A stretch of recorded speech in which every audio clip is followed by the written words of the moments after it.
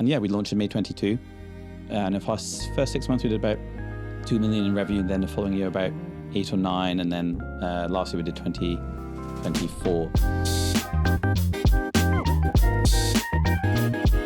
Welcome back to another episode of D2C Diaries. So excited today. We've got Mark Rushmore, who is the co-founder at SURI, a sustainable toothbrush brand. I'm sure you have heard. Very innovative brand. A brand, if probably out of all of the brands that we've had on the podcast, my own personal LTV, SURI would be the top. We were talking before we came on that I've purchased probably 6 of them at this point. Thank you. For myself, girlfriend, whole family. He loves rotating toothbrushes daily. Yeah, exactly.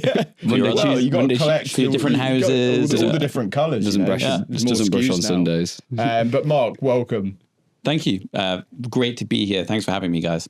So where we'd just love to start, just to, I guess, before we get to SURI, we'd love to just do a bit of an origin story of before that point up until kind of starting the brand. So it all began on the 15th of June, 1985. Growing up, actually, it all really started growing up when I was about 7. My parents, my dad left his corporate job and was like, I'm going to set up a business. And my mum had always been a volunteer marriage counselor and had never sort of worked for money and was mainly a stay-at-home mum. And she went to sort of work in the business, and I kind of saw them grow this thing, and from literally the kitchen table to then some other mums started helping out, and they kind of built this thing from whenever I was 6, 7, all through up until after university. And I kind of got first-hand experience of setting up a company, growing it, the ups, the downs, the reality of working 7 days a week. And it sounds odd, but it almost became part of me. It's just how you live. Is you talk about business nonstop. And so then I set up, very stereotypical. I set up a rival catering company to my school catering company, and grew that to a size until they had to stop it because it was, damaging revenues. And then at university, I set up Society, which then became the largest society at my university, and to this day sort of continues in the structure that I set it up. And I was just hooked. Actually, that society, I managed to persuade Sky TV to become a sponsor, and went down to Sky TV and sat there and proposed you should give me some money for my society, and they agreed. And it, just the rush of creating something from nothing was super addictive. And so then in between then, I've read some quote about how you should always minimize your downside and maximize your upside. I think it was Richard Branson, but probably is stolen from somewhere else. So de-risk yourself, but give yourself the maximum opportunity. And so I, really love consumer goods. Procter & Gamble, #1 company in the world by some significant distance on revenue on consumer goods. So it seemed if I joined the grad scheme there, did some time learning about how they did it, then I would set up my own business one day and I would use the lessons. And if it didn't work, my business, I could probably get a job somewhere else doing consumer goods. So minimize downside, maximize upside. Did that, had some time at P&G in a variety of sales and strategy roles, ultimately managing Pringles when it was sold by Kellogg's. Is this too long an answer? No, this is great. And got sold to Kellogg's at the age of 26, 27, which, honestly, I remember when we found out, people crying, and it was so, it was really scary. I have this job and what's going to happen?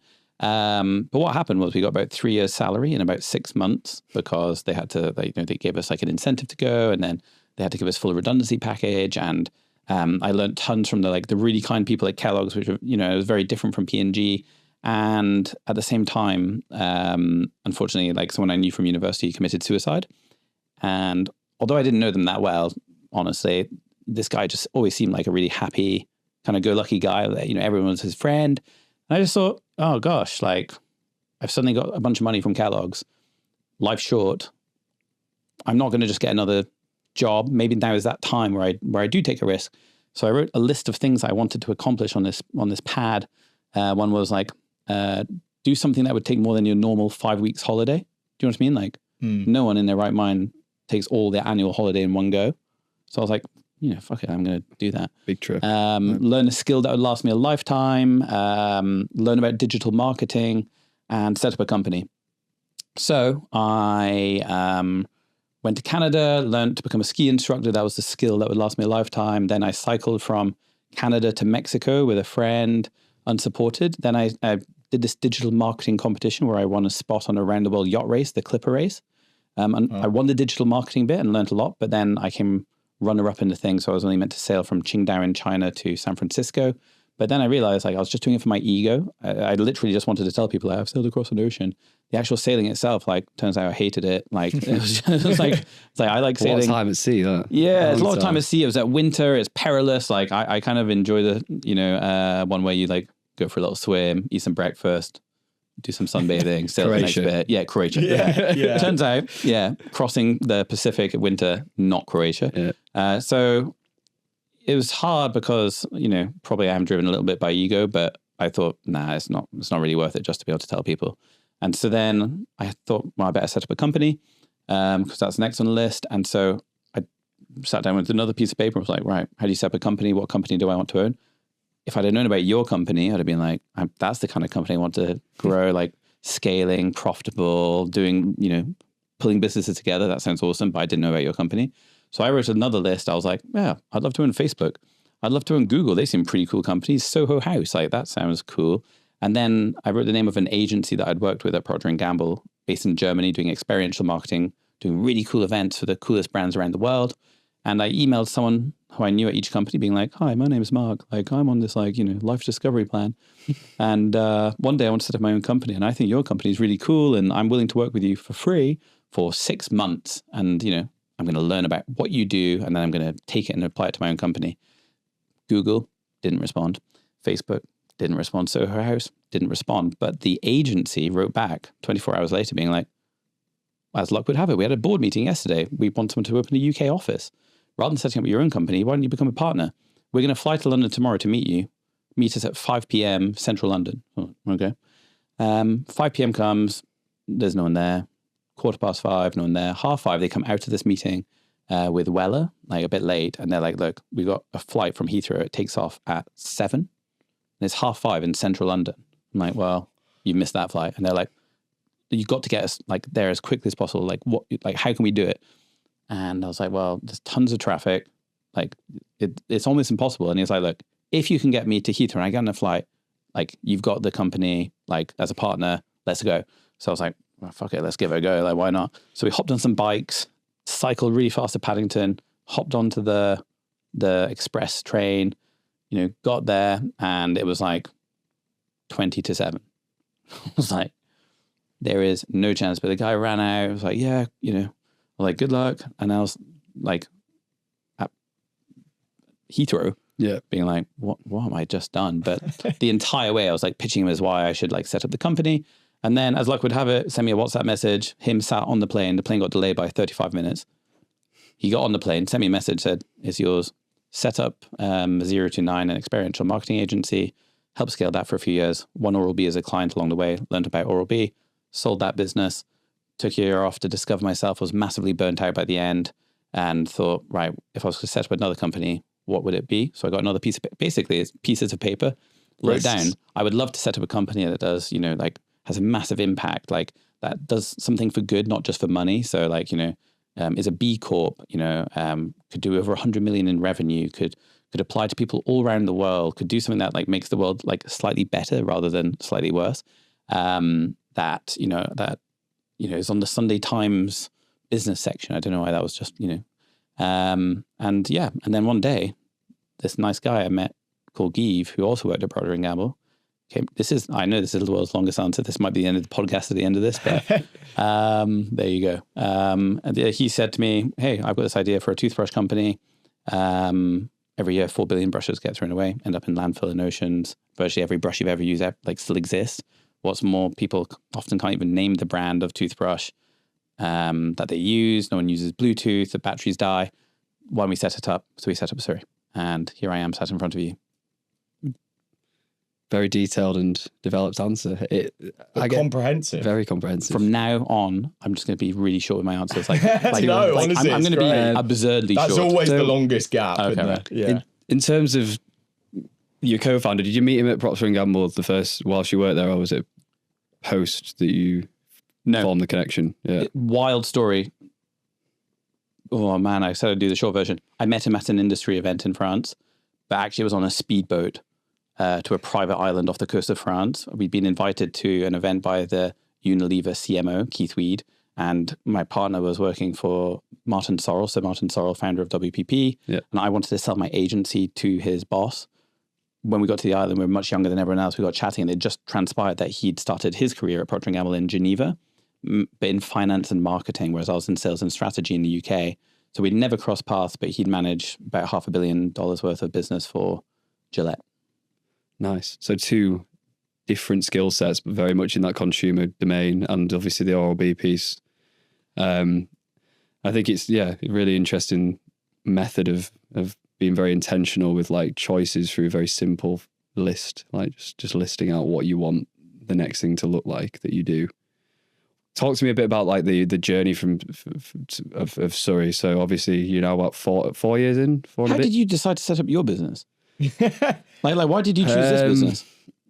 It was like one chart business in many ways. Like it was the start of social media marketing. I was at Dennis Publishing, in print. I won't do the long version, but yeah, and it was just, I was seeing how much people were paying for advertising, a half page in a magazine. And I was like, if you put this into a paid ad on Facebook, I was like, why is no one doing this? So that was then the transitional point. Nice. And I actually met Matt Kelly, who's the founder of Space Goods at university in Newcastle, and he put me on a path of like learning about Facebook ads, drop shipping. We started a business together. That business failed. Matt Kelly's in my office. Yeah. And then, do you know him? Space Goods are in the SURI office. Yeah. Yeah. So I've known him for like 7, 8, maybe longer now. Yeah. He put me on it. He just like introduced me to that whole like sort of starting your own thing, the ability to start a business with very little cash and capital. Cool. And I did a lot of the marketing piece of that and learned a lot about Facebook ads, and then just had no money at the end of it because it went wrong. And then just went to a lot of businesses and were like, hey, this is what I'll I do learned. it for free Yeah. and do it for free until it works. Yeah. Sounds like a good education. Yeah. But in terms of you're 4 years into, so 4 and a bit, 5, 6? No. 5. I love this. Keep guessing. 6? No. 7? No. 8? No. 3. Almost. 3. May will be our 3rd anniversary. Wow. Oh, I like what you did there. Yeah. So we're not 3 years yet. And yeah, talk to me a bit about the journey, I guess, from obviously understand how you came up with the idea in terms, and it'd be good to understand a bit more about that, kind of how you settled on that as a concept. Was it just through your co-founder bringing that to you? Was it a fully fleshed out proposition at the time? It was. Yeah. So Guy is like, he's an absolute genius, and he's like a humble guy, but I remember we went for a walk in Hackney, and at the time I was helping this like Guatemalan billionaire build out a tequila brand from Mexico. It was really good actually, but when I looked at the market size, it didn't fill all like the criteria of the list I'd written after my last company in terms of like being good for the planet and the market size opportunity. And I went for a walk, in Broadway Market sort of area. I remember like walking across the bridge, and Guy was like, hey, look, I've got this great idea. We talked about it actually the first time we met genuinely, which had been years before. And he said, look, I've done some research. I really want to set this up with someone. I want that to be you. And I was like, well, let me have a think about it. And he's like, I've got some data I can send you. He sent me a link, and it was like the most extensive data room with like the most thought out, like research, presentations, share data, everything that you'd expect that we do at P&G. And we learned at P&G, and it was just phenomenal. Like we looked at it, it's like, how many people, firstly, do you know who brush their teeth? Everybody. And like, I'm like, how many people do you think brush their teeth in America, in Germany, in Japan, in Australia? You know what I mean? Everyone brushes their teeth. It is an enormous market. 50% of people in developed markets roughly use an electric brush. And yet there's only 2 brands who have an 80% market share in Oral-B and Philips. And that is just so unusual. There is virtually no other category that you could name like that. We all wear shoes, right? None of us are probably wearing the same brand. Maybe you two are because you're cool, but like, do you know what I mean? If you go into any room, people use different brands, different toilet paper. Men and women generally wear different underwear. Like, do you know what I mean? Like different shampoos. Whereas an electric toothbrush, there's 2 brands, 80% market share. So we're like, well, is that because everyone loves those products? And is there any way that we can make them better? So when we did the research, we found out billions of them get thrown away. They're made from multiple composites of plastic, with a lithium battery, so you can't remove that. E-waste accounts for about 2% of landfill, but about 70% of the toxicity. And you just think, on the scale of the number of people using brushes, like the enormous waste that's caused, we're like, that's really unsustainable. And it just doesn't feel like that anyone's really tried to address that and make it better. But then in further research, have either of you ever used Bluetooth on an electric toothbrush? No. Right? A lot of people don't travel with them because they're too clunky, right? The battery dies really quickly. So we're like, well, what if we can make a brush that's both more sustainable, but also better to use? It's lighter, quieter, more powerful, looks nice, it feels nice, has a long 40-day battery, uses a UV light in the travel case, it's USB-C charge, so you don't take like some stupid charger that only works with your toothbrush. We launched in May 22. And in the first 6 months, we did about 2 million in revenue. And then the following year, about 8 or 9. And then last year we did 24. So in 2.5 years, we've grown, revenue quickly. Huge. I want to dig into a few bits of like the journey and like inflection points, because we've always looked at SURI as a business from like the outside as being very strong at what we do. I feel like we've always looked at you as a really good example of performance creative, a really good example of storytelling, a really good example of those like brand and D2C fundamentals, the big things that people often don't quite get right. So really want to dig into that. Yeah, it's actually like it's super simple. Like it's just one person. Like we just got the right guy. Like right. Honestly, like we were using agencies. We got this guy who's like, I can do all of that really quickly. I don't want to. You can edit this stuff, right? Yeah. But like, I have this belief, and maybe like you two probably have a lot of skills in digital marketing. Is that fair? Yeah. Are there many people in your company who are more skilled at you than digital marketing? Yeah. In specific areas. Yeah, like it's. We're lucky we're at a scale now where we can hire for very specific skill sets. Yeah. But I understand the point. Yeah. I guess my point is like, you worked in that other company before this one. I often think like in agencies, you get exceptional people who are really, really good. And then they're like, oh, I could build an agency. And then they build an agency around like the fact that they've saw this thing and they're really skillful. An alternative, because obviously then you have like higher costs and overheads and like the brand has to pay for it. Like, and the other alternative is to get like, find like you at an early point and be like, hey, why don't you just come and do this in-house? Yeah. And you kind of like, it becomes very cost efficient because you kind of get like the star performer and your like return on hiring versus agency. Now there's obviously pros and cons. If you don't hire the right person, like it's, terrible. If performance isn't there, you have someone there. Whereas with agencies, obviously you can move. And so I can see there's pros and cons. But when it comes to SURI and our secret, it's we've hired very well, both with Nick and then with others. Yeah, I think you've underestimating actually how, obviously you guys are absolutely killing it in that space when it comes to performance creative, but like most brands that we work with just can't do it. They just can't build that internal creative machine. So it is amazing what you have been able to do and should give yourself more credit for that. Well, again, I mentioned Nick. Kate on our creative team is like absolutely exceptional. Like, you can literally see our conversion rate like change as we updated like imagery even. But then as we then combined like the creativity with the performance, like understanding and the storytelling, they've also got really like good processes that run very efficiently around like reviewing, the landscape, both in UK, US, what ads are working, how we could like adapt certain principles to it. But also, like, I don't know if it's like because I grew up in Scotland, but like, I'm just super cheap. Like, we just want to be like super cost effective. Like, what is the cheapest way that we can get the maximum return? Do you know what I mean? Now, that's got pros and cons. Sometimes we haven't hired quickly enough, and 6 months later, you face the consequence of not having enough people, a bit like resourcing. But other times, especially when you're small, like being super lean has been fundamental. So I think that combination of like the right talent in performance, the right talent in creative, and like a lean mentality has sort of enabled it. But there's one other thing. And you could have the best performance marketer, the best creative, the lean attitude. And if you're in a category like, I don't know, like renting koalas on the weekend, right? the market for renting koalas on the weekend, no matter how good your performance or creative is probably relatively limited. So, albeit like the ethics of renting animals, I don't know about that. My point is, like, a lot of people brush their teeth. Mm-hmm. They're not, you don't have to educate them. You have to spend money on, like, why should you know what I mean? It's not like it's a given. People know it. And then they're just making a choice between this one or that one. Yep. And there's a ton of them in the market at all times looking to buy one. Whereas, like, if I don't know anything about collagen. And so if someone wanted me to buy it, they would have to spend time educating me as to why I need it, which is harder. Yeah. And so I think a big part of our performance marketing success is actually being in the right category. Yeah, I think you're with the right proposition. Yeah.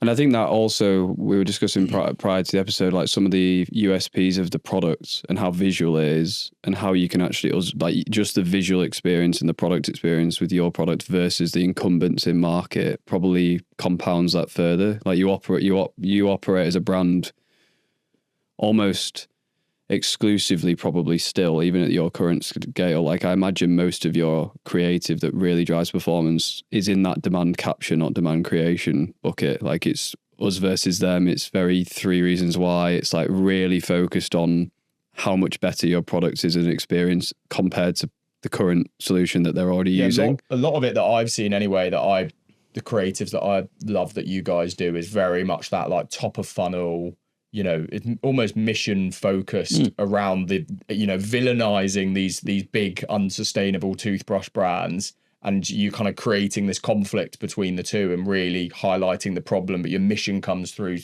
that story, which again I think is you know, really interesting in the way that you do that. And I just, as well, like, I just know this is something that probably has just worked so well for you for years, just because it's so true. The toothbrushes, just that disgusting stuff that they get on the bottom, you know, just so many of your best performing hooks, really utilizing that pain that everyone has, you know, everyone has experienced, is a great way to just grab that attention. I think comedians do this really well. Like, often comedians will, like, make a joke about something that, like, they'll make a point and be like, everyone's like, oh yeah, I know what you're talking about. And the gunk, everyone's had that horrible toothpaste gunk. No one talks about it. But as soon as you like raise it, people are like, oh yeah. Or like, oh, my battery always dies. Like, Bluetooth, I've never used. And suddenly it's like this thing that, like, everyone's sort of aware of and has just tolerated. Yeah. It's so true. You know, and it's just like, because there wasn't an alternative, and you're just like, well, that's just the way it is until it's not. Yeah. I think what you said about category is so important. Like, category, total addressable market, and like sophistication of the market, and like awareness around the problems, which I think you're operating like perfectly in that. Whereas you compare it to someone who's launching a niche product around like a niche issue. I'm trying to think of an example. Well, I've got one, tequila, right? So we were doing tequila. Tequila's not niche in itself, but like, if you think of a consumer, like, you're a consumer, you're going out on a Thursday night, you go to a bar, you might have beer, you might have wine, you might have soft drinks, you might have spirits. You might have choice. Like, then you go to tequila, and then you're going to pick from one of 10 tequilas. So it's like, you know, obviously tequila is a massive industry, you know, doing really well, etc. In America, it's like, you know, real drink of choice. It's their, you know, it's a US gin and tonic, whatever. But like in the UK, to persuade people, it's not for shots. It's not just for parties. It's actually a long drink. It's a new gin and tonic. It costs money to educate. Yeah. Do you know what I mean? And like big companies can put big money in to like educate why it's a new drink, and, you know, like pump lots of money, and maybe it works, maybe it doesn't, which is high risk. Whereas, like, it's the same with like the filtered shower head example that we use. Like, that is there because hard water is bad for your skin. Whereas a lot of people don't know that, you know, but your product, you can just within 2 seconds visually show the problems, which I think is really interesting. I would love to just take a few steps back, because obviously I'm sure you've read it, but Shopify came out with an article about called SURI, everything before you go to market. So I'd love to just touch on, there's a lot of like early founders that watch and listen to this podcast. What was that strategy in pre-launch building up to the launch of the brand? In terms of? Just, you know, what was the approach to actually launching the brand? Was there with wait lists, sign-ups? What was the process there? Yeah. So I think even before like how do we create demand? Give, the original founder, my co-founder, he'd worked in other e-commerce companies, and sort of been parachuted into some which weren't doing so well. So he kind of like learned the hard way. I think you learn a lot more when things aren't going well. And so from the beginning, he'd sort of ensured that we were set up, with like Gorgeous, so we could respond to customer queries and kind of scalable system. And then we looked at doing Kickstarter, but actually we thought we don't need to do Kickstarter. Let's just run ads. And so we ran ads and we went on pre-sale. And then, that was test. I think that's such an underrated smoke test, A/B test before going live and before having product, just to learn around angles, learn around funnels, etc. Actually, hot off the press, I don't know if I should say this or whether we can edit it, but we're looking at launching some new colors and we're talking what's the best way to test? Is it to go around the office and ask everyone their opinion? Actually, I was thinking maybe the best test is to put it on your PDP and see how many people try and buy it. Just refund exactly. That's we've seen that strategy used before. So you take your best performing static image with obviously one of the toothbrushes. You can literally just AI it to a different color. Just run that and see which one gets the best click through rate. Yeah. Just pick up, sign up. Yeah. That's because I think there's something about even you taking it to the step of refunding orders, because I think there's one thing to get a leading indicator of click-through rate of waitlist signups, but people actually exchanging money for something is very different. Yeah, totally. It's so different, and you can get a lot of false positives if you use those initial metrics as a true indicator of demand. Yeah. So I think there's even going to that length, I think is really valuable. I think it's really valuable for anyone looking to start a new brand, validating that demand exists. And the good thing is it's with real customers. Yeah. You're right. You know what I mean? It's not like just asking someone's opinion. It's, I've been told to read that book, The Mum Test, 1 million times. And each time I fall asleep after the first 2 chapters. I've never finished it, but I'm sure it says something about this. I've never actually read that. What's the problem? It's all about how you shouldn't ask your mum if you should launch this color toothbrush or if you should do your agency because she wants to be kind to you, and your friends or a lot of people are very biased, which is very different from being do you want to buy this product? And that's even more different from someone who's just on your website choosing which one they want to buy. Yeah, makes sense. I haven't read the book though. I don't know if that's what it says. But good synopsis. From the back. Yeah. Nice. Yeah. So, I'd love to just dig a bit deep. You said about, it looks like you've almost doubled year on year to the point that you are now. More than that. But I'd love to just dig into some of the biggest challenges that you found at scaling at that rate. Yeah. How long do you have? You know what? Someone once said, problems are a sign of life. The only people who don't have problems are dead people. And therefore, great to have problems, right? It's a real sign of life. And when you're growing a company that quickly, or to be honest, just anyone has problems. It doesn't matter whether you're growing a company or not growing a company. If you're not growing a company, you have problems. If you're growing a company, you have problems. It's just different problems, right? So what have been some of our problems? Well, I've probably said it a few times on podcasts, but when we did our first orders, about 20% were meant to go to America, and we'd done pre-sales. People were waiting for months. We told them we'd shipped it, and then about 10 days later, our 3PL were like, "Oh, actually, no, we weren't able to ship it." And I was like, "What? You're telling us now?" Actually, it wasn't our 3PL's fault. It was a carrier, but. And then it was panic mode. We're like, oh my goodness, we're going to get 20% refunds. That's going to crush us financially. But fortunately, we were able to over communicate with our customers. We didn't get one refund. People accepted that. It was just going to take a little bit longer. They'd really kind of appreciated the way we communicated. So, but honestly, the day that it happened, it felt like death. I really was I'm pretty sure I was in tears, and just real panic stations. This is it, all this for nothing kind of thing. I felt awful, really, really low. And then since then, we've had some mega highs, oh my God, we just got into Boots, or we hit our first £1 million or whatever. But we've also had some real lows, comparable in terms of this is it. Oh my God, we're not going to be able to trade tomorrow kind of thing. And that's been a real experience. I had it with my last company as well, real highs, real lows. But I think finally, recently, I think I'm getting a bit better at realizing it's never as bad or never really as good as you think it's going to be. And actually, you wouldn't want to go into A&E and to see like the doctor panicking and being like, oh God. You kind of need to try and stay somewhat like a little bit detached so that you can be clear-headed and address the problems in the most constructive state.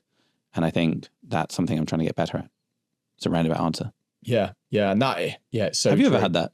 Have you ever had moments where you're like, this is it, like it's all over? Yeah. Or you had it when it was all over? Well, We lived together when my moment was with that. Yeah. Hamby Media. Just after COVID. Just at the start. But I think there's nothing. How did it feel?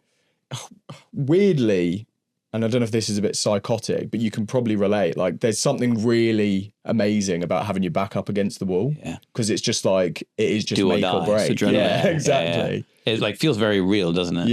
Yeah, exactly. And I think that's sometimes when you innovate the most, when, it's how you kind of build that resilience, isn't it? Like you said, there's that quote, isn't But did you feel great? Were you like, oh yeah, great, my back's against the wall? Obviously like, not in that exact moment, but then you just realize you just got to get on with it, and you just got to make shit happen. Yeah, totally. There's no choice, right? Yeah. I think reflectively, you always compress and learn a lot. Like you compress a lot more learnings into a shorter time frame through times of struggle versus 100%. times of good. And I think it's Toby from Shopify's quote about like it's a founder's job to, like a company exists at room temperature in times of good, and it's a founder's job to inject entropy to move at the pace that builds like great businesses. And I think that's true. Like I think it's really important to, because I think it's easy to move fast and make things happen quickly when times are bad. I think it's harder to retain that pace and like daily execution at speed, which I think is a massive like separator. Totally. And it goes through waves, right? Like you go through a good time, then you relax, and then you go into like a hard time, and then you like have to. And I think the really good businesses keep their foot on the gas when times are good. Yeah. Like, and I think that separates you. And I think the point on like problems, I think Sam Altman has a really good quote of like, you're going to have problems when you're growing. You're going to have problems when you're stagnating. You're going to have problems when you're declining. So you might as well be growing, and you might as well grow through the issue. And I think that's really hard to do. It's always a temptation to be like, there's a problem here. Someone's having a bad experience here. Let's stop. Let's slow down. Let's do everything. But it's often better to push through those problems because you're going to net out to a better outcome over time. I think, definitely. But I think it depends a little bit though. Because like, I think with Sam Altman's case, like in software and tech, it's different. Like it is a bit different, and you like, I can understand that, with us, product quality and trust is so important. And so like, there are times where we really have to like, be like, hey, this is like, we would much rather delay a product launch than launch something that's not, Give talks about it being like a minimum lovable product as opposed to a minimum viable product. And I think there's a difference between consumables and tech. Yeah, definitely. I think the variable cost to deliver tech is far less than the variable cost to triple scale is far less than a product or even a service business. And I think there's a balance to what I just said.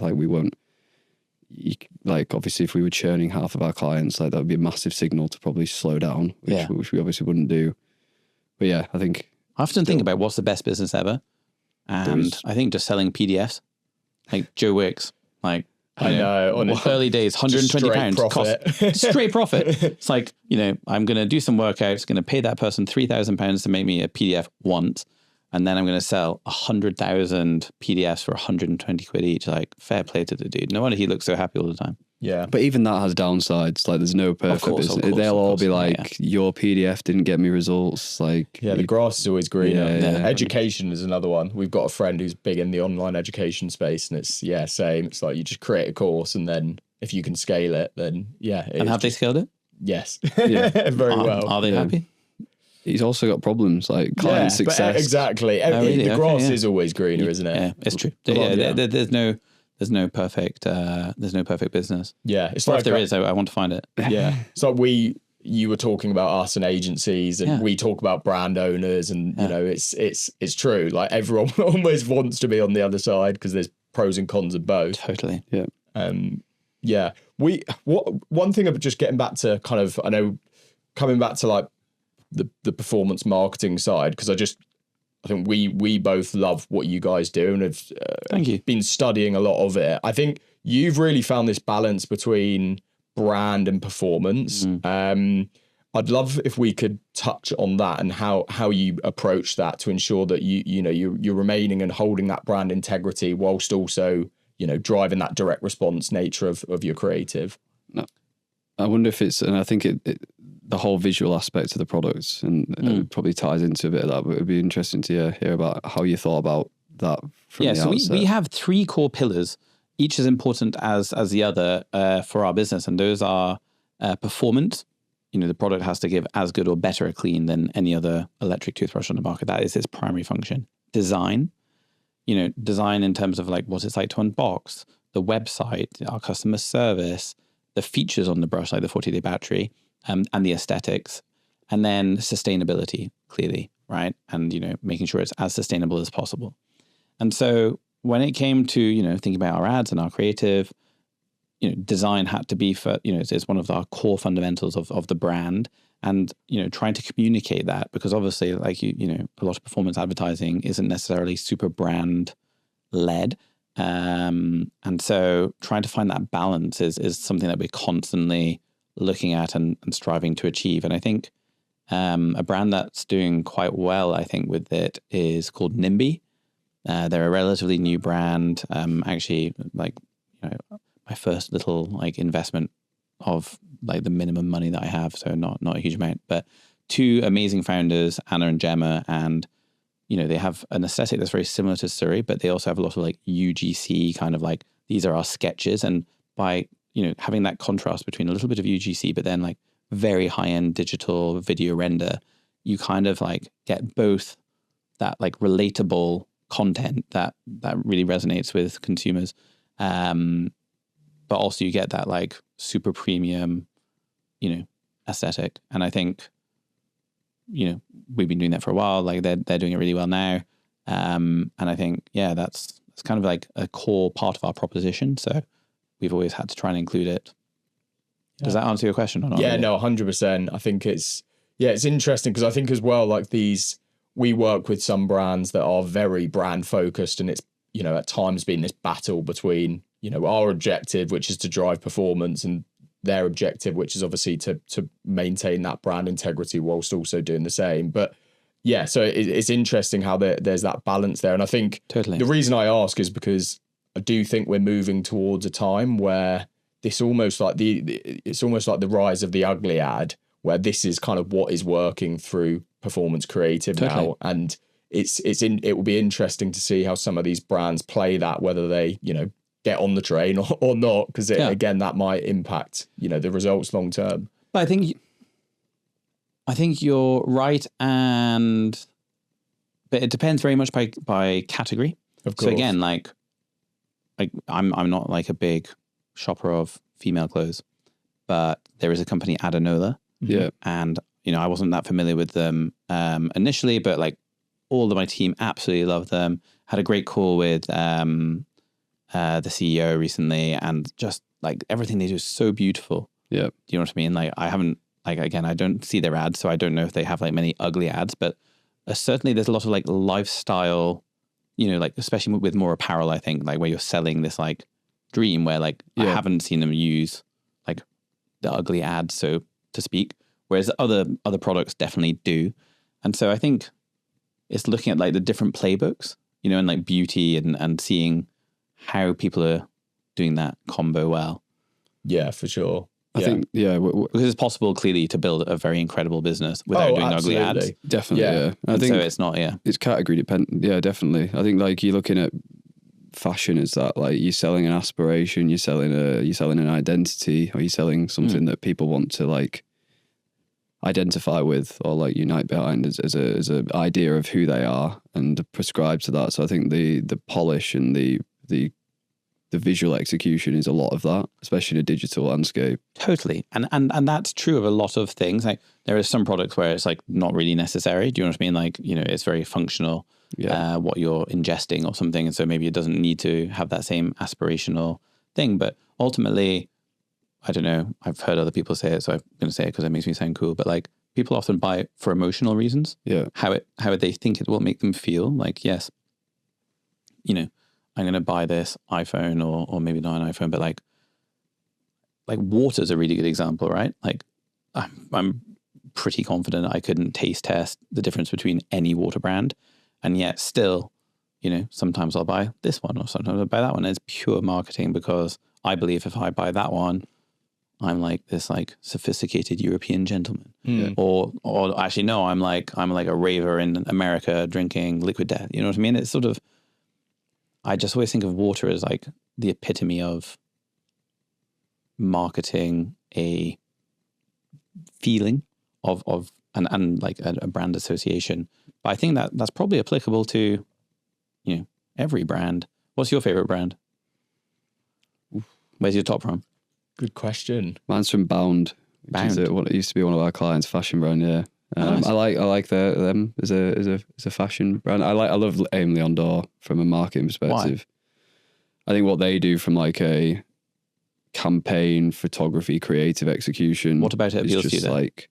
Like what, like as in like they do great photography, but how does it make you feel? Like what? Why is it like the lifestyle they project? You're like, hey, like that's me. I'm a cool.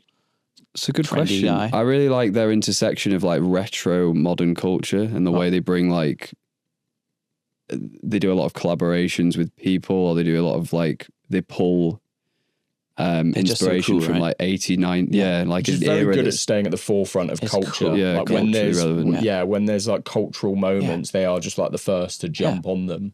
And it feels like, wow, I want to be like that. I want my Instagram to look like that. I want to be those kind of people. Like that is like, right? So if I buy their clothes, maybe, you know what I mean? It's so, it's amazing how that like you can work out what there's this one that's on my Instagram all the time. It's like Founders Sports Club or something. Did you get that? And it's like some Australian guy, and it's like shot in a very similar sort of like retro, super aspirational. It's like, hey, a bunch of founders, like go play tennis together, live in a villa together, and like you'll just make millions of pounds and like go swimming in South Africa. and like everyone's, you know, topless and doing like press ups and making money. And I'm just like, oh wow, that does look really cool. Yeah. I think, my point probably is more if you're a brand starting today, if you don't adopt some of the newer forms of performance creative, you know, that is an awareness play, right? What's going to get you that awareness quickest and best? I personally think if you don't integrate that into your creative strategy more so, whilst also, I guess, isolating the creative. So you've got your top of funnel, you've got your more brand pieces, but then you've got lower of funnel, which is more direct response. And I guess tapping into some of these areas, then I think it's you have more of an uphill battle. And do you think Amy, what's it called? Different business though. I think Aim Leon Dore is a very different business to like a D2C brand, going from sort of. But are they not a D2C brand? They've got stores and everything. They've but got they're stores also as well. They're omnichannel, but like most brands are omnichannel. But like if you were setting up that brand today, would you do what you just said? I would do Founder Story. I'd do BTS. Well, I've just started a brand, and that's So what's the brand?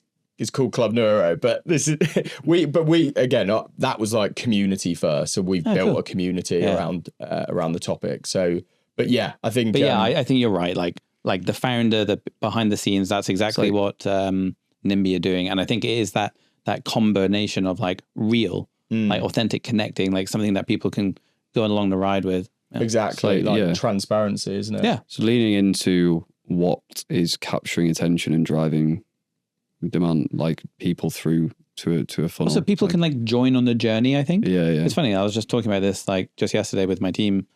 It's not like I really enjoy following the journey of some things. You know, it's like it's not just like the product. It's like how the team get to that product and so on. So yeah. I'm super intrigued to follow your guys' journeys. Like I'm like intrigued. Honestly, we came before this episode started. The amount of questions that Mark asked us, so it was like I don't think we've ever had that much like a guest with that much curiosity before. Reverse interview. Yeah, very much so. Yeah, I think one thing that again we'd like to touch on, because obviously Good Morning America feature, we saw that through LinkedIn, which is really exciting. Let's touch on breaking into the US, because this is one thing that like a lot of our clients that we work with really struggle to do. How's that going? It's going well, or it was until like 10 days ago when Donald Trump announced of that he course. wanted to add tariffs to our products and then ratchet them up each day over a course of a week whilst I was on holiday. You know, obviously Donald didn't take into account my holiday. But yeah, no, actually, no, it didn't ruin the holiday because, you know, that's life. Like you're going to have these problems. It's like how you deal with them, right? And fortunately, I've got a very loving, supportive wife who didn't mind me doing a couple of phone calls and thinking about it a little bit. But yeah, no, I think America, from day one, we ran ads in America and Germany and UK, and just to see like how would they perform, you know, etc. Interestingly, they performed well in each market, but we were like, there's too much to do, too many markets. We'll continue to have a portion of ad spend running in the US. And when the de minimis was still in place and you could ship products under $800 without the VAT, actually made it very cost efficient to like ship products into the US. And we saw actually a lower CAC in the US over a long period of time. So we kind of had it as like a bit of a side, you know, about 20%, maybe 25% of spend. But it was really efficient and just worked really well. Loads of Americans brush their teeth. Comes back to that fundamental every time. And they and also a lot of Americans have a lot of money. Like it's like, you know, obviously a much bigger market, so you've got a much larger population of wealthy people. I mean, if you ever tried to employ an American, like you also realize they're paid like many times more than people in the UK, so you've got higher spending power. So yeah, like we started that way, and then we're really lucky to get support from Goop. You know, obviously run by Gwyneth Paltrow, and, you know, got in there early, and then through a series of small coincidences managed to get into Erewhon, which is a small set of stores in LA, but culturally like a phenomenon in the US. And, you know, every investor, every retailer, every celebrity shops there. The Kardashians recently posted about us on Instagram. Wow. Khloe, Kim, and their mother. And, you know, I presume they'd seen us down the road in their local Erewhon, Calabasas. And so we've started building up a bit of a thing in LA. And so, you know, we go out there fairly regularly, and we go and meet people, and we've been doing specific marketing programs. And likewise, we've been, you know, collaborating with brands in New York, actually hot off the press. When does this go out? This week. Yeah, probably this week. So we're about to go into a really cool collab with an amazing US brand who've got 26 stores, I think, all around America.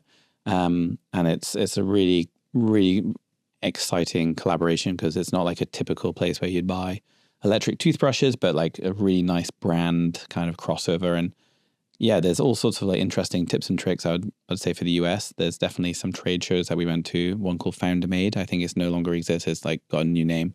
That was really helpful for us. But I think focusing on specific areas and communities, so like, you know, a certain part of LA, certain part of New York, getting in with the D2C community. It's actually a very small world. Like I had no idea, but like, you know, there's like 300, 400, 500 people or something like D2C between brands and agencies. And so once you become part of that community, it, you know, like new opportunities come up. Actually, you know, I'm going to plug where we have an event in our office in a couple of days if you guys want to come. And it's part of Nick Sharma's Limited Supply podcast community. Yeah. He's got like a Slack group, and they were like, oh, we should do an event in London. I was like, hey, why don't you just do it at the SURI office? So so a bunch of D2C people are going to come to our office and drink beers and chat about e-commerce. Great podcast. I'd love to come. Yeah. It is a small world, ecom wise. It really is. I didn't realize. Everybody knows everybody. Yeah. And like, because the Slack channel is people in LA and New York, anytime I'm going over, I'll be like, hey guys, I'm going to go into LA. Like, any events happening? People are like, yeah. Come, we're hosting a dinner. We're hosting a party. Like, oh, you should speak to so-and-so. He's my best friend. He runs a $100 million company. That's one thing. They're just so much further ahead than us. Just, well, many things, but just events, networking, like it's starting to become better in the UK, but just it's another level in the US. It is another level because they've got like another level. Like, honestly, like the best dinners I've probably ever had in my life were the free ones paid for by some like SaaS agency. Tech partners. Yeah. Right. Yeah. Like, it's like unbelievable. The best partners. Yeah. SaaS money. Yeah. It's crazy. But you know, I think actually that it's starting to happen in London, like a lot more. I think there's some people who are doing it pretty well here. And yeah, I don't know. I think it's nice to have a little community and to help each other out. Like, especially on like Amazon, we've got so many tips that have like transformed our Amazon business from speaking with other leading experts in Amazon. In fact, actually, there's a call out if you love Amazon. We love Amazon too, and if you're really good at it, like come chat to us, and we'll have dinner and swap tips. And nice. I love how you just turn to the camera there, just like yeah, live TV. Diet pitch. Yeah, we host D2C founders dinners every month, so you should definitely come to one of those. Invited. Yeah, I'm sure I sent you an invite at some point. But yeah, I think the your competitors do it a lot. Yeah. Yeah. I think it's a growing thing. And I think we're starting to do a lot more of it, but the US just seemed to be further ahead because there's more just available funding. The market's bigger. It's bigger. Just seems to be a bigger thing over there. Yeah, I mean, they just got some crazy money. Interesting what you said about like focus. I think that's a big thing we've found in terms of like penetrating that market, because it is so much bigger, like focusing on certain specific regions or penetrating from a regional level, then broadening it out over time, I think is a really generally just a good piece of advice for founders who are entering the US from our experience. Also, we always think about everything like, manage your downside, mitigate your downside, maximize your upside. Like, only once it was profitable were we like then trying to get like a little bit more and add a bit more fuel to it, etc. And so we're able to be very responsive. If it was losing money, we could also rapidly decrease it with like minimum impact to the business. Makes sense. In terms of obviously US growing, UK sounds like it's growing again, like at a crazy rate. I guess splitting the business into like new customer and repeat customer from a strategy perspective, what does the next like 12 to 24 months look like? What's your kind of plan for continuing that rate of acquisition growth, and what is your plan for maybe developing? I know you've got a subscription proposition built into the business, but I imagine there's a bigger LTV play. I imagine that's something that you're focusing on as well. What's your plans there? So, a very high percentage of people subscribe on first order, and our churn rate is, less than 3%. So it's, people. I forget I'm subscribed every time. People forget they're subscribed. I'm just like, toothbrush says I should probably change that now. Because you do forget. Because you do forget. Yeah. And then they just rock up. And I think this is where our subscriptions may be different from others, where it's like, oh my goodness, I've got 20 packs of this and like I'm not using them. I'm going to cancel my subscription. I got too much. We intentionally do not like send like way too many, but people do forget to change their heads. And, it comes every, I think 6 months, depending on the frequency that you choose. And so it comes just at the right time when you need it, not sort of overburdening. And I think for that reason, our churn rate's not really high, because we're not like forcing subscription. It's actually providing it as like a benefit, like you're solving a problem again. It's solving a problem. Exactly. Rather than just shilling like 70 bottles of products over 3 months that you just don't need. It just sits in the cupboard. But I think as well, the difference is like, it's the one thing you don't forget to do. Like you might forget to take your supplements. So if you have supplements on, subscription, you might, and suddenly you're building up, but that is the one thing you will never that's the one I've got like a cupboard full of. The same supplement. It's like I got a year's supply or something. Yeah. Right. And that's it. But like, it comes back to what you said, is solving a problem. And I think a lot of what we've done, is really, there's a lot of complexity to the execution, obviously, but like it's actually just based on like, really good fundamentals. Do you know what I mean? Lots of people brush their teeth, they were unhappy with their current product. We made it better and more convenient by offering a subscription that's not too frequent, but, helps you, get the brush heads when you want. And so, as we think about LTV, retention, etc., I think, what else can we do that solves people's problems? It starts with that. It's, like we're not going to launch a product for the sake of it. Like it really has to, be high performance, have a great design, both in its features and its aesthetics, and be more sustainable than other current options. Yep. And I think if we can continue to delight people, our product's 4.8 out of 5 rated on Trustpilot with almost 10,000 reviews, making us by far the most highly rated product. That's the North Star for us. It's, like customers loving the product so that they buy 6 for their friends and family, knowing that your friends and family are going to be like, what a dude. Like, I love this product. Like, he's a great guy. and I think that is like a kind of, again, it's a fundamental, like if if people love using your products to the extent that they're willing to give it to the people they love most in their life, and then they write a review for you, sign. then it's a great sign. And so like, hopefully, we can try and do that with a few more products and help address some more needs. And that will be how we grow. Makes sense. Or not. Like, let's see. And then in terms of the CAC portion, in terms of new customer, are you particularly focused on any markets? I know you've done a lot of retail recently versus D2C. Is that a growing portion of total rev? Yeah, so it's definitely a growing portion. I think we don't really think of like, we're a D2C company. Like we're a company that makes great products. We're a consumer company. So, where people want to buy it, it's like, we just want to make it wherever you want to buy it. Do you know what I mean? Like, where do you want to buy it? Do you want to buy it in Boots? Great, buy in Boots. You want to buy it on Amazon? Buy on Amazon. Obviously we'd rather you buy it from our site, but, choice is yours. I think having a broader range of products at different price points obviously opens up like a different range of consumers, allows you to advertise and do trials and bring in consumers via one product, which then they might upsell into other products. Do you know what I mean? And so you can see how there's like, it gives you more breadth to start using different CAC models and methods of like cross-selling, upselling, getting people in with a lower price product, or vice versa, they come in with a premium product and then have add-ons. So I think that'll be crucial to, the future. Makes sense. NPD?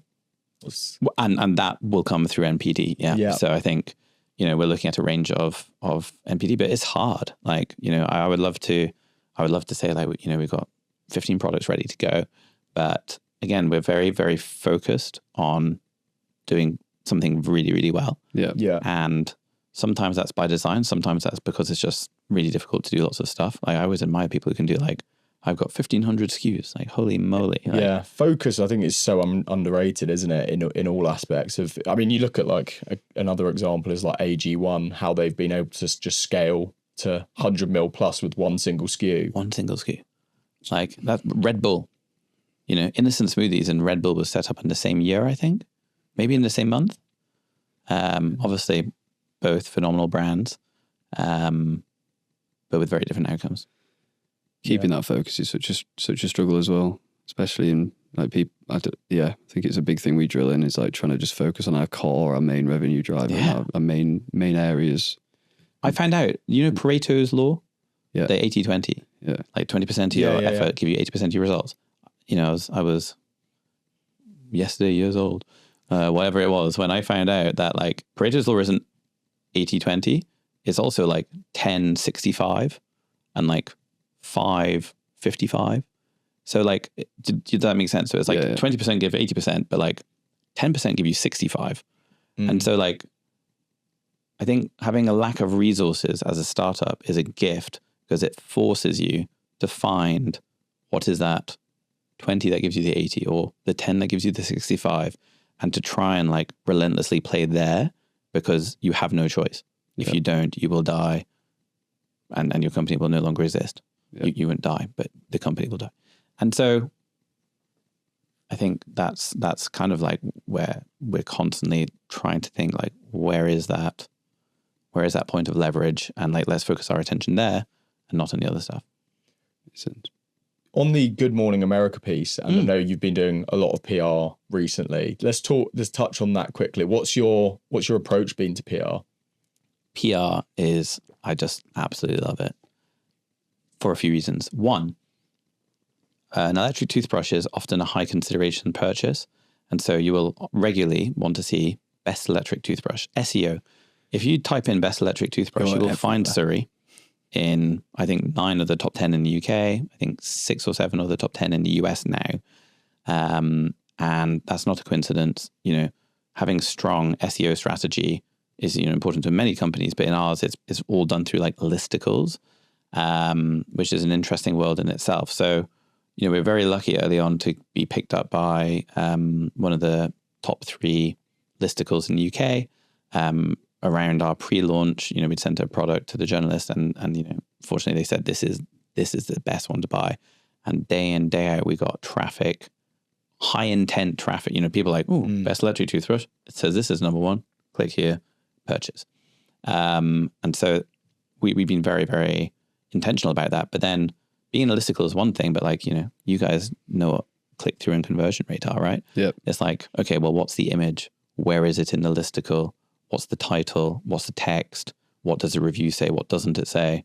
Is the link to our website first, or is it to Amazon? You know, and that's where a lot of people, I think, don't like just kind of like, oh, I got an article, great. Whereas we're like really like, oh, hey, you guys could double your conversion rate if you did this. And obviously that's, you know, their intention. So I think we track that on a weekly basis, and review sort of what we can do, identify the journalists who write those articles. And you give them feedback on how to make their articles better. We give them suggestions, like based on our experience and on data. We'll say like, oh, hey, like, you know, there's this image. It's a really good idea. If you use this, and like we'll go back to old articles and be like, oh, hey, you know, we've been A/B testing our main image on, say, Amazon. You know, we managed to double click-through rate by using this image, you know, blah, blah, blah, and then show it to them. And then we'll start seeing theirs converting better as well. And then they'll come to us for other ideas. That's one of those really simple ideas that people I just wouldn't have thought to do. No, I've never heard that before. Just go to a third party and tell them how to do their thing better, because they're also going to get better incentive out of it, which makes so much sense. Totally. And like honestly, we could do a whole other podcast on this. There's like a whole world of tips and tricks that people do on that area. Yeah. But I think, yeah, it's again, it's just, you know, like talking about the 80-20, like that is like some low hanging fruit. Traffic's already there. How do we get traffic's already there? How do you, you know, how do you, I met with one of the journalists yesterday face to face and, you know, told her about all the upcoming stuff that's happening. Gave her some early samples to get, you know, internal feedback, and, you know, talked about like, okay, how can we launch this? You know, what could the affiliate rates be? Like, how could this work? You know, do we want to do an exclusive article that links to the main article? Like, what ranking do you think, you know, if it could achieve blah, blah, blah. And, you know, it's just like for us, the consumer will often in the journey, oh, I need an electric toothbrush. What do you do? Google yeah. Best electric toothbrush. Okay. Which of these sites do I trust the most? Boom. You know? Yeah. And so it's kind of taking into consideration the consumer journey. Now, I don't know if there's articles for like best mushroom coffee. Maybe there are, maybe they're not. Or maybe it's just pure SEO and like you want your brand to come up. So I think it really differs. But then just PR generally, like, you know what? The wider question, you know, PR, we do a lot of it. Yeah. Good Morning America came inbound on a Monday, and then, you know, boom. But it came inbound from gifting. And so, you know, we have like a gifting strategy, and, you know, we know like which journalists like contribute to different things. But really it all comes down to relationships. And like, that's true of Amazon too. We get a lot of great opportunities with Amazon because we got relationships with people at Amazon. Yeah. And when a new scheme comes up, we get a phone call being like, hey guys, there's this new thing. You guys are always like really keen and enthusiastic to do it. Like, would you like to be part of it? And it's like, this is Amazon. It's like the ultimate computer. But I think a lot of platforms are like that. Yeah. Like if you're willing to test and you're willing to move fast, like a lot of the team, I know this from working closely with TikTok and Meta, a lot of the team internally at those big tech companies are incentivized for like early adoption and like getting proof points that something works. And if you can build that relationship of being someone who is willing to try things and willing to move fast with them, they'll often just throw so much your way. Yeah. And it's like it just continues to get better. But it's people, and whether it's PR and it's journalists, or whether it's Meta or Amazon, like or anyone, your agency, like ultimately, like, you know, like it sounds so it is so cliched, but people don't remember what you say; they remember how you made them feel. Yeah, I'm like, I've heard that for years and been like, oh, what does it really mean? But like, it's so true, and you know, being engaged, cooperative, friendly, supportive, helpful, you know, from a genuine place. Do you know what I mean? Of giving and wanting to add value, and being respectful, you know, pays dividends no matter, you know what I mean, if you're in IT or anything. And it's part of our company kind of culture. In fact, actually, we just, someone who was posting about a SURI brush messaged us, unfortunately, her mother had an accident and fell down some stairs, and, you know, is very elderly. And unbeknown to me, someone from our social media team just sent some flowers to this woman and her mum and a toothbrush for the mother. Which, you know, was just because we're like, oh, that's awful. It sounds like you're having a terrible time. Your mother's having a terrible time. You know, it's a small thing we can do. Don't know how much it costs to send flowers, but we just had the nicest, you know, like she posted this really kind reel about the product. Now, you know, she's a micro influencer, doesn't have many followers, but I have no doubt she's going to remember, you know, that this company didn't have to do this for her. Yeah. But they did. And you could see she was really touched and genuine. And I just got an email yesterday from someone who's launching a new platform, and we weren't able to help her at the time, but she said her son loves SURI and we have some merch. And so we sent him a little cap. And, you know, I think 12 months later, she just sent me an email yesterday with him wearing the cap saying it's his favorite cap. And do we want to go into a platform? And you know, it's just nice to, I don't know, to connect with people and try and do something a bit better. Yeah, it's like that quote, doing the right thing is always the right thing. As simple as it is, thinking about it, it's like most of what's happened with me, you in business, it's off the back of relationships, isn't it? Yeah. I'd love to, and you know, you don't have to go into depth on this, but you touched on your gifting strategy. Could you go into a bit more depth on that? Must do well. We send people stuff for free. Yeah. what more depth do you want than that? I guess I just feel like the product must do so well because the product experience is so good when you unbox that in comparison to I've been involved in other gifting strategies where like they'll send out hundreds a month and they'll get like below 20% of like output from like a content perspective. Whereas I imagine yours is super shareable, super visual. Like it's just a strong experience, isn't it? Yeah, I think we're very performance driven in everything we do. So like it's very metrics, you know, like, okay, how many have we sent? Like what's the response rate? You know, what kind of responses did it get? You know, who are we targeting? Is that the right demographic? Is it like, you know, and like some of our gifting has been like unbelievable. Like in the last, I think a couple of weeks ago, we have like a weekly session where we share like a win or something that we've done badly. And, you know, we got, I don't know, it was like 20 million impressions or something off the back of gifting 3 people. Cost a lot on Facebook to buy them impressions. Right. Yeah. and wow. it was phenomenal, right? Like it doesn't happen every week. But I think, you know, we also don't just like spray and pray. Like that was going to be my question. We don't do that. We communicate with people. It's not sustainable. Like if someone's like got a great electric toothbrush and they don't need another one, like doesn't align. It's like it doesn't align with our sustainability. And so, but we do reach out and say, hey, look, you know, we got this product. You know, if you need an electric toothbrush, like maybe you want to upgrade from a manual or your other one's broken, or and then only if we have like a positive response, and then we'll sort of, you know, have a bit of discussion around what's involved, and then But yeah, it's something that we're learning and growing from. You know, it's not the cheapest product to gift, so it's not like we can like really send out en masse. But it's also like, I can't elaborate on this as much as I'd like to, but who's gifting you also makes a difference, right? So, you know, if I send a SURI brush to a celebrity who doesn't know me, then I'm just one of many brands who's gifting their product to the celebrity who doesn't know them. If the celebrity's best friend gives it to them, then suddenly it's like, oh, your best friend's recommending it. And I think thinking about that for your category, you know, like who would be best to gift a toothbrush, do you think? Your family, like someone close to you. Well, someone close to you, but who's even better than that? Dentist. Dentist. Imagine if you had dentists gifting the product.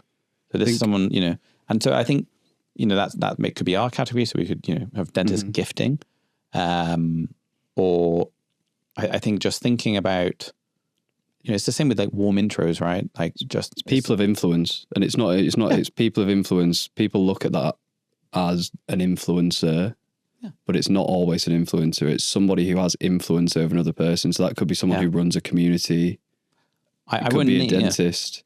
I wouldn't name this person particularly. Sorry. Yeah. Sorry, I didn't mean to interrupt. But yeah, just like trying to find those people and then building relationships with those people, because they're the best person to probably like to influence others to then purchase your products. There's a US celebrity who famously, one of her entourage, like gets gifted everything because she recommends the products to, the person she works with. And so often, like, I hear a lot of brands saying like the best people are the stylists and so on, because they have this epic influence, like an authentic influence. Yeah, makes sense. So I think that's also an important part of gifting. There was a bikini brand that did that with all of Kendall Jenner's friends, but not her. Right. And then they all ended up wearing it but she wasn't, but because all of those around her were, it had the same impact. I can't remember what the brand was called though. Yeah. Or Gymshark famously sponsored Conor McGregor's sparring partner or something for a big fight. And so when he was sparring it, like a big Gymshark, you know what I mean? Yeah. So I don't know. I just think there's like, you could put like a little bit of extra thought into that, and then start thinking like, is there like a better gifting route, or someone else specifically who could gift for us? Interesting. Well, I think we're approaching the end now, but been such an interesting conversation. Appreciate you coming down. One thing we like to end on with every guest is, I guess, over so much change happening right now with AI and just the world of e-commerce. What are your predictions for the next few years in e-commerce? I think people are going to keep buying things. I think they're going to buy more of some things, and they can buy less of other things. I think fundamentally, people buy the things that they need, that give them a better quality, cost, experience, and emotional experience. And the ones that do that the best will succeed, and the ones that don't will struggle to succeed. Obviously, everything changes, like AI changes, and channels change, and media changes, and like that is a constant. The change that is constant, and that has been the case for 100 years or more. But what doesn't change is a great product at a great price that delivers great performance. And I think coming back to fundamentals, which is like, there's a reason why these massive consumer goods companies have existed for hundreds or, dozens or hundreds of years or whatever. And it's because they understand the fundamentals of the consumer and fulfilling their needs. I love that. And I was thinking you were going to come back to customer centricity, because that is one thing that's become clear today is just, the real emphasis there, which I think is testament to the great product that you built and brand. Thank you so much for coming on today. Where can people find you if they wanted to? Well, my office is just down the road. I'm there like 5 days a week. On the weekends, I'm at home. But on SURI, they can find us at trysuri.com. They can find us on Amazon and Boots, in Erewhon, and in anywhere that they want to. Like, if they want us, they'll find us. And if they don't want us, we'll find them. What an end. Cool. Well, we'll end it there. Thanks a lot. Thanks.